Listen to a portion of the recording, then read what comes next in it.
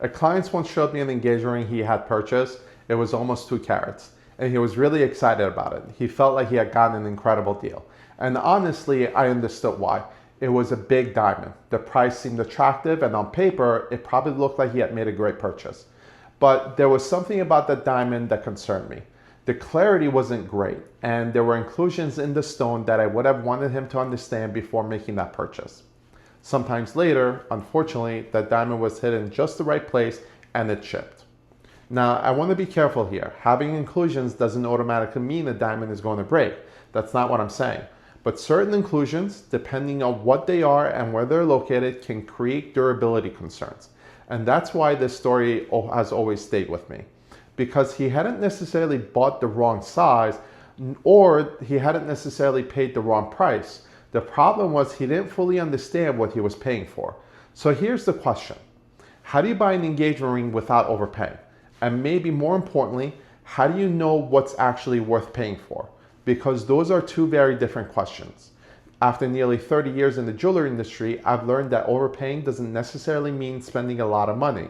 You can spend $3,000 and overpay, or you can spend $30,000 and get exactly what you wanted. To me, you overpay when you're spending money on things you don't understand, don't value, or don't need. So if you're thinking about buying an engagement ring, here's how I will approach it. First, congratulations, seriously. You're buying something that could potentially become part of your family for a generation. And I always like to say, if she's quality in your eyes, look for quality in the stone. But quality doesn't mean buying the most expensive diamond. It doesn't mean you need the highest color, the highest clarity, or the biggest diamond. Quality means understanding what you're paying for and choosing what's right for the two of you. And that actually starts before you ever walk into a jewelry store. Let's talk about budget. You've probably heard the old rule. 2 months salary, 3 months salary. I've never really loved that rule. Just because two people make the same amount of money doesn't mean they should spend the same amount on an engagement ring. One person might have a mortgage, another might have a student loans, someone might have children, someone else might have almost no debt. Your salary doesn't tell me your financial life. So yes, I believe you should have a budget, but make it your budget.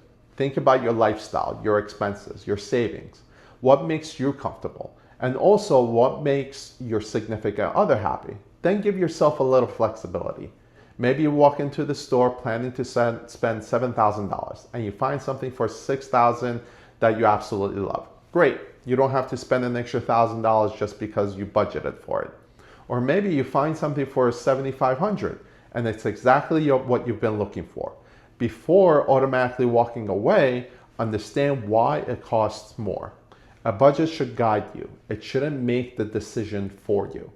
Now, before you start shopping for a diamond, you need to know who you're actually shopping for. And that sounds obvious, but you'd be surprised how often people forget. What does she actually like? Yellow gold, white gold, platinum, something classic, something modern, simple, detailed, round diamond, oval, emerald cut. What does she do every day? Does she work with her hands? Is she very active? What is her ring size? Does she want a natural diamond, or would she prefer a laboratory grown diamond? And maybe most importantly, what are her expectations? People sometimes think the engagement ring has to be a complete surprise, and it can be. There's nothing wrong with that. But what I've found over the years is that many people and many couples already know they're eventually going to get engaged. They just don't know exactly when. So you can learn a lot about what she likes without ruining the surprise. The ring doesn't necessarily have to be a total surprise. The moment can be. Now let's talk about something that comes up constantly today. Natural diamonds versus laboratory grown diamonds. And I'm not going to tell you which one you should buy because I don't think that's my decision to make. A natural diamond was formed in the earth, and for some people that matters deeply. There's something meaningful about something created by nature, mined from the earth, passing through so many hands, and eventually becoming a part of your family's history. A lab-grown diamond has a different origin. It's created through a technological manufacturing process, but the end material is still a diamond. So I don't think the right question is, which one is real. The better question is, which one means more to you? If natural origin, rarity, and tradition matters to you, understand what you're buying. If you'd rather put your budget towards a larger or higher specific laboratory grown diamond, understand what you're buying. The important thing is that you make the decision that's right for you, not because somebody pressured you, but because you understand the difference. Now, here's another mistake I see all the time: shopping by carat. 1 carat, 1.5 carat, 2 carats. People get attached to those numbers, but bigger doesn't automatically mean better. Personally, one of the first things I pay attention to is cut.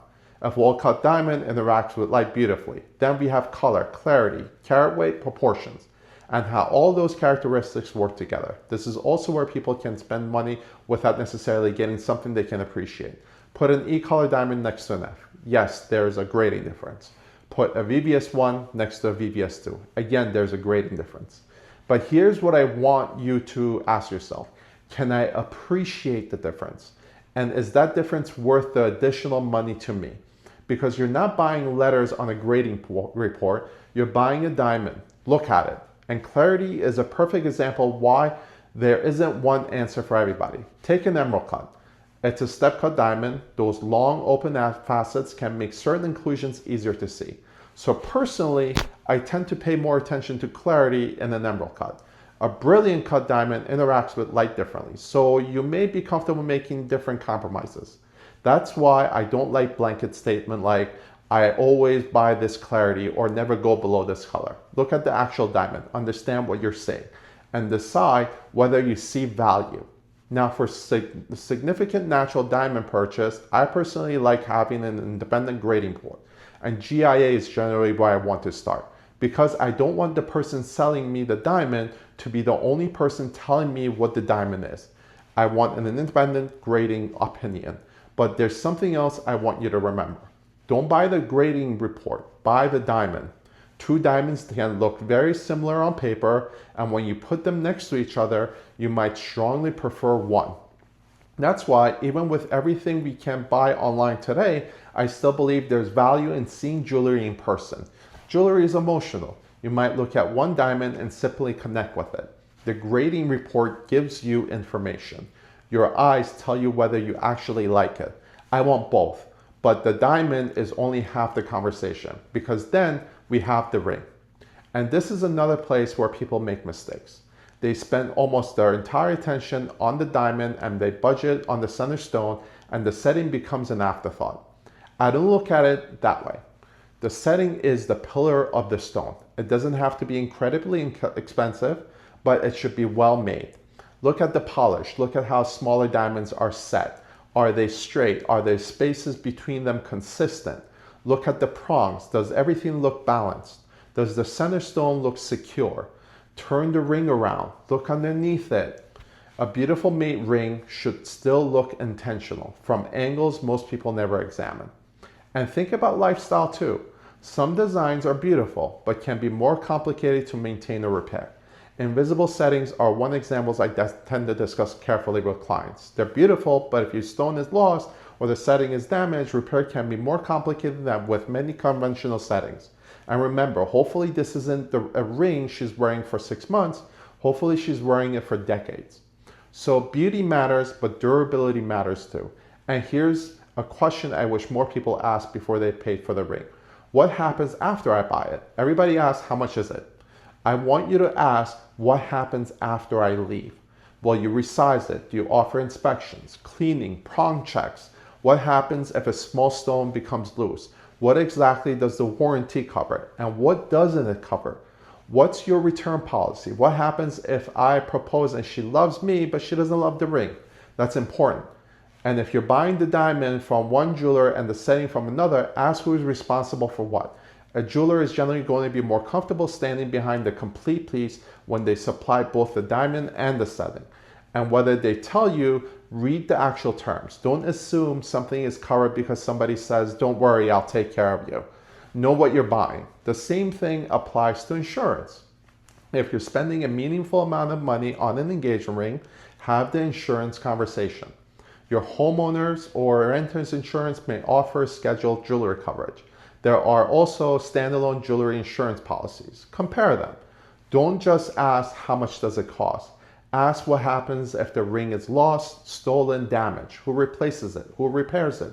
Is there a deductible? What choices do you have? Again, understand what you're paying for. Now, what about financing? I'm not against financing. If somebody legitimately offers you a zero interest financing and you know you can completely pay it off within the promotional period, that can be useful. But borrowing money at a high interest rate just so you can say you bought a bigger diamond, personally, I wouldn't recommend. You're starting a new chapter of your life together.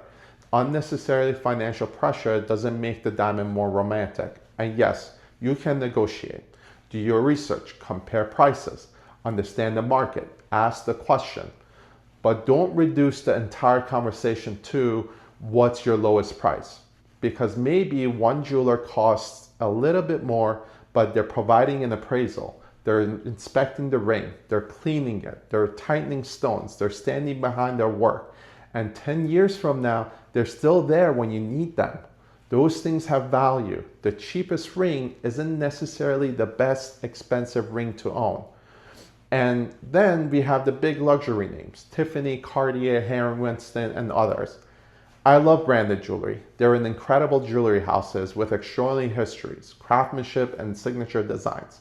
If you're buying a signature design and the history and brand matters to you, I absolutely understand paying for it. But if you're looking for a simple solitaire and you're paying 3 or 4 times more primarily because of the name on the box, understand that too. Maybe it's worth it to you, that's okay. But now, where is your money going? Because a highly skilled independent jeweler may also be able to create something exceptional for you. Let me tell you about a customer I remember. Years ago, I worked with a gentleman who was looking for an anniversary ring for his wife. Her original diamond wasn't anything enormous. It wasn't extravagant. It had belonged to his grandmother, and that mattered. What I remember most about him is the questions that he asked. He didn't walk in and say, "What's the biggest diamond I can get?" We talked about his wife's lifestyle. They had a daughter with a disability. So his wife lived a very active life caring for their family. We talked about different diamond colors, clarity, cut, what made one stone different from another, where there was value, what metal color would complement her. And then the conversation became bigger than one ring. He started thinking about whether this anniversary piece could become the beginning of a collection, something they could add over the years, maybe even something that could eventually become part of their family story. That's what buying jewelry intelligently looks like to me. He wasn't trying to win a transaction. He was trying to understand what he was buying and what it would mean for their family. And I've actually had the situation where that kind of conversation caused somebody to spend less. I've had customer convinced they needed an E-color diamond until I showed them an F color, or convinced they needed an FVVS1 until they actually looked at another clarity grade. And sometimes they looked at me and say, "I really can't see much of a difference." Exactly. Now we can have a real conversation. Maybe you still want the E. Maybe you still want the VVS1. There's absolutely nothing wrong with that. But now you're choosing it because you understand what you're paying for, not because somebody told you that one letter automatically makes you a better buyer. And finally, I want you to pay attention to the jeweler. When I walk into a jewelry store, I'm not just looking at what's inside the showcase. I'm paying attention to the person standing behind it. Are they calm? Do they ask questions? Can they answer my curiosity? Do they explain things with passion? Are they guiding me or are they pushing me? Because if somebody is constantly creating pressure like this price is only good today, someone else is looking at it, you need to decide now, that bothers me. And the opposite can be a red flag too. If a price seems almost impossible, ask why. If something seems too good to be true, be curious.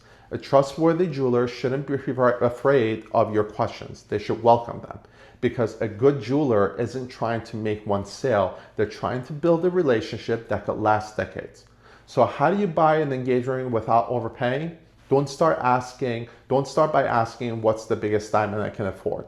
Start by asking what matters to us. Set a comfortable budget.